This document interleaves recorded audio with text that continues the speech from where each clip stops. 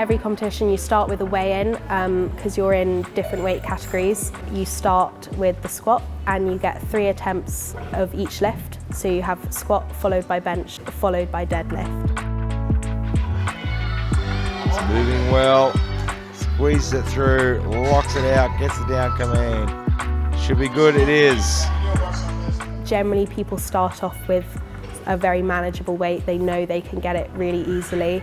Once you increase, you can't go down, so if you miss your 2nd attempt, you still have to lift at least that much in your 3rd attempt. The aim is to get the biggest total, so it's not, I mean, obviously if you have a really good squat, that's impressive, but you want to have the biggest overall total in your weight category. So being a high performer, it's nice. It does feel like there's a lot of pressure some of the time, a lot of expectation. I guess the nature of the sport is that you're competing against other people, but I think one of the things I like most about the sport is it doesn't matter where you are. The most important thing is that you're just trying to improve yourself. So generally speaking, I set my benchmark as myself. I try not to look at what other people are doing. So I try to just look at past Remy and try to just do a little bit better than past Remy did.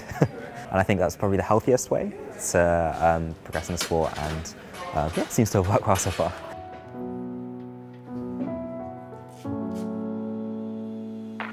Yeah!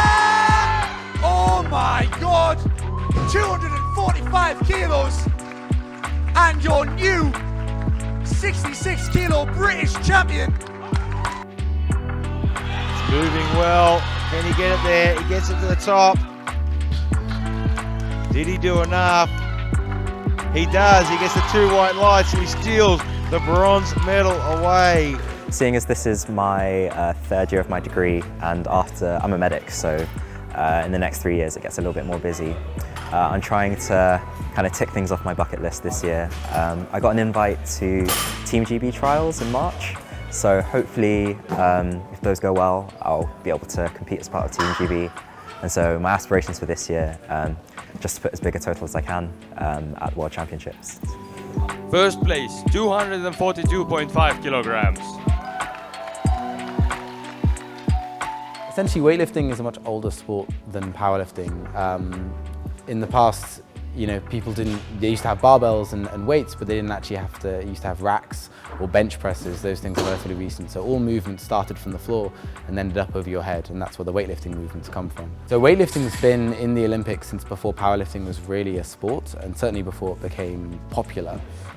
Since that point, the issue has basically been around that powerlifting has in the past, in the sort of 80s, 90s, powerlifting had a bad reputation in terms of anabolic steroid use and drug use. There weren't any drug-tested federations. Essentially, it was a free-for-all. So at that point, the Olympic Committee would not have allowed powerlifting to join. And at this point, there are lots of drug-tested powerlifting federations, and there's lots of ways to do it, you know, drug-free, and a lot of people are drug-free doing it.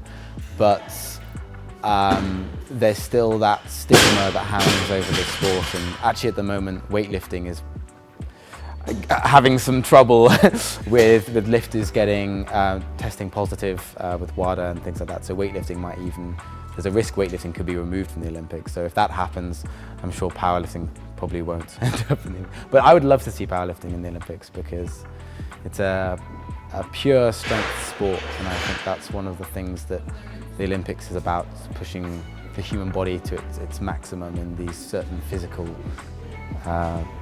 attributes. So.